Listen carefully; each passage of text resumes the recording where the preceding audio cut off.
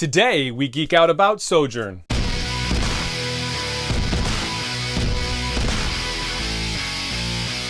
Hey guys, what's going on? This is Lee from Geek City USA here, and today we're going to talk about a game from Wyvern Gaming called Sojourn.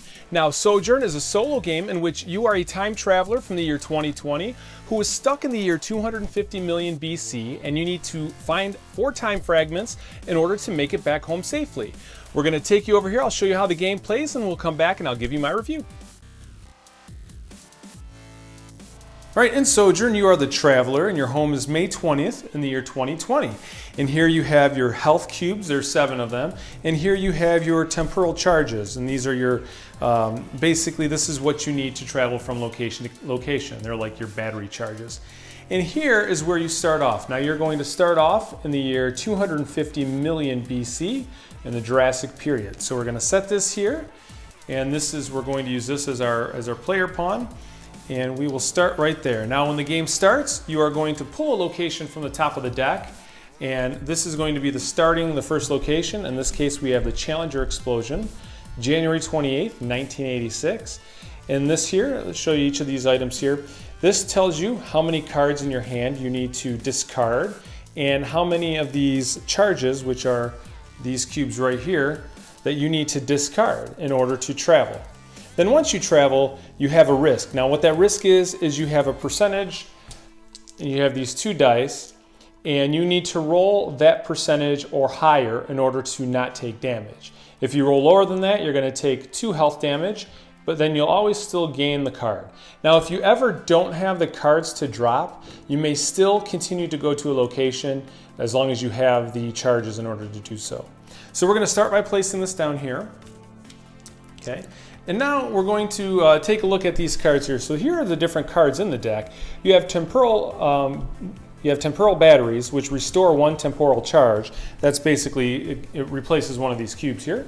You're going to have a loop, and what a loop does is let you go to any open destination from any timeline with an earlier date for no drop, cost, or risk.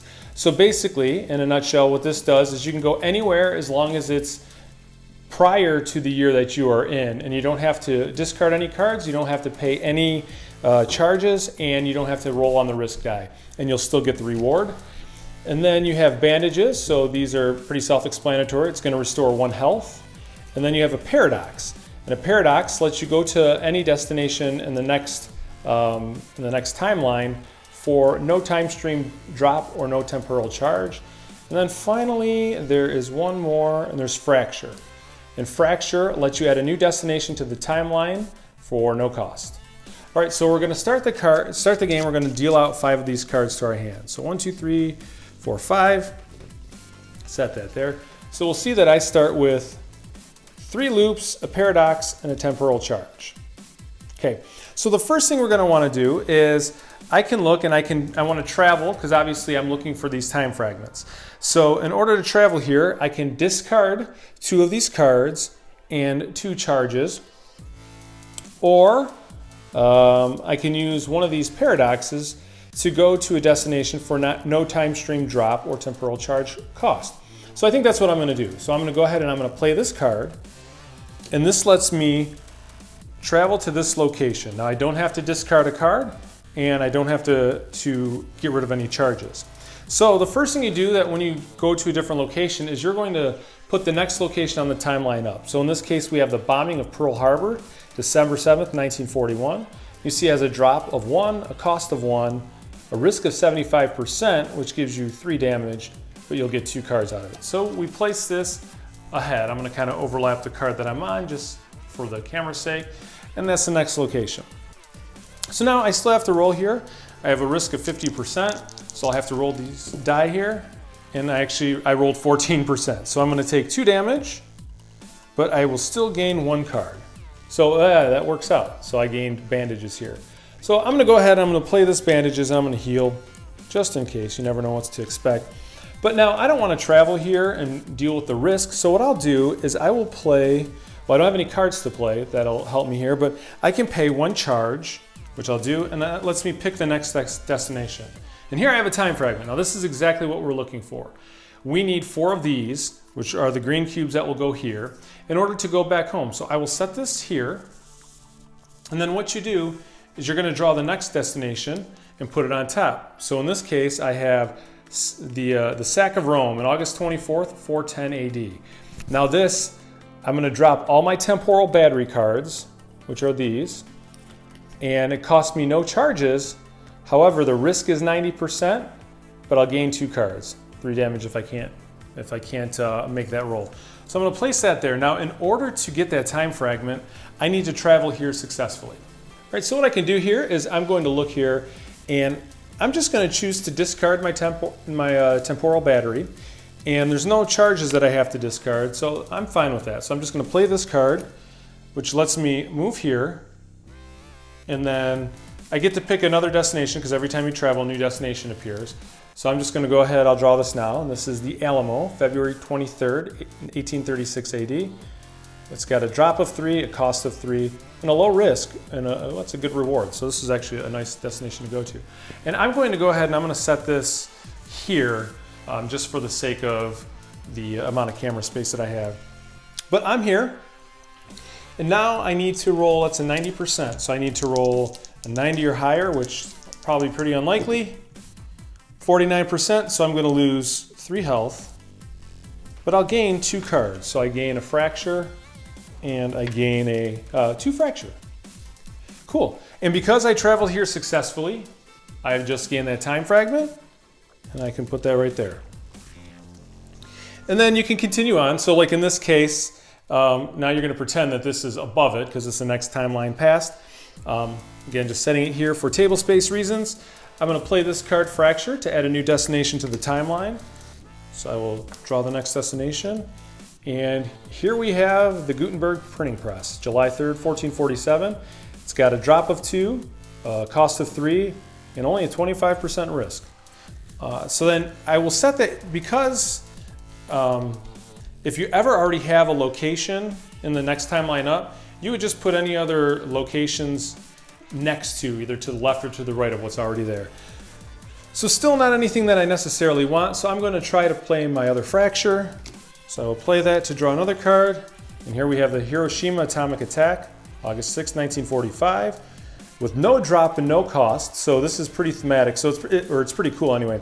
It doesn't cost you anything to go, but it's really risky, as you see, 90%, 4 damage, but you gain 3 cards out of it. So I will put this, it's the next one on the timeline, and so forth. So and I would continue on, and you would continue to travel to different locations to play cards, and ideally to find all 4 fragments to bring your guy back home, and then you win. All right, guys, so that was Sojourn. So let me start off by talking about the components. Now, the components here were a prototype. However, as far as prototypes go, this was a very nice looking prototype. And I have to compliment the art. I thought the art on this game was great. They did an excellent job at capturing different eras in time in the painting style and the art style on these cards. So as far as the art goes, the quality of that was great. All right, now the gameplay. So the game is a simple game to learn, which makes it easy to teach as well. And it's a game that you can pick up and start going right away. In fact, the day that I received this game, 5 minutes after opening the package, I was able to sit down at my table and do a quick run through right away. So it was very easy for me to pick up. I like the aspect that each location had a different risk and reward. So not only did you have to pay to go somewhere, typically the less you had to pay, the less you would get. And the higher the risk, the more cards you would get in return. So a lot of times you were juggling whether to go to the safe location and maybe get 1 card and have it be easy, or maybe go back in time to a different location that you could maybe like Pompeii, I think of, for example, where you're able to get 3 cards, however you have a 90% chance of injury. So that risk reward was a very nice element of the game. Now, I will say that the more that I played the game, the easier that it became for me. However, that's one of the nice things about Sojourn, is with the way that the card mechanic is, as well as your life and your battery, you can adjust those based on your playing style. So I would challenge myself in different ways. I would remove different time fragments so they would show up less in the deck. I might start off with less health, or maybe remove a specific card or certain cards, or randomize it. I did a number of different things to just increase the different difficulty levels and play with that. And I thought that was a cool feature because you weren't stuck to a specific gameplay. That was definitely a cool thing about the game, that it was able to adjust based on your playstyle and your comfort level with the game. Now, the audience of this game, I think this game is accessible to really anybody. I showed this to my older son and he caught on right away. I've showed this to friends. My wife caught on to this. It's a very easy game to pick up, and the theme is very accessible as well. So I think based upon that, this game will really, I think it should catch on to anybody who's interested in solo gameplay whatsoever. Now, as for the replayability factor, I probably have, in the month or so that I've had this game, I probably have over 50 plays in on this game, so it's definitely replayable. It's very easy to set up, so because it's so easy to set up, I can sit down when I'm having lunch and I can just lay out the cards and just get moving right away in the game. And it could be a quick game. You can play a game in 10 minutes, sometimes it might take you 20 minutes, but there's definitely a high replayability factor. If there's any downside to the game, I would say that just be prepared for a lot of table sprawl. Now, these cards are a nice size card, they look great, but the longer you play, they might sprawl out on your table a little bit more. But there's an easy way that I found when I was playing is, as I would play, I might start a second row. Just so that way I didn't have to walk across to the other side of the table. But that is a very minor complaint, in which is otherwise a very enjoyable game.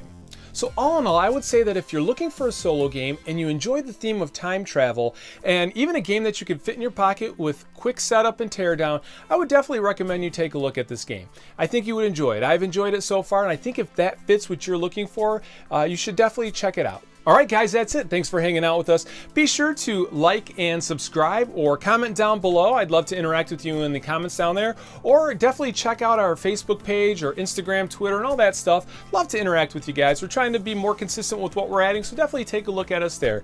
Once again, I'm Lee from Geek City USA, and thanks for hanging out with us. We'll see you next time.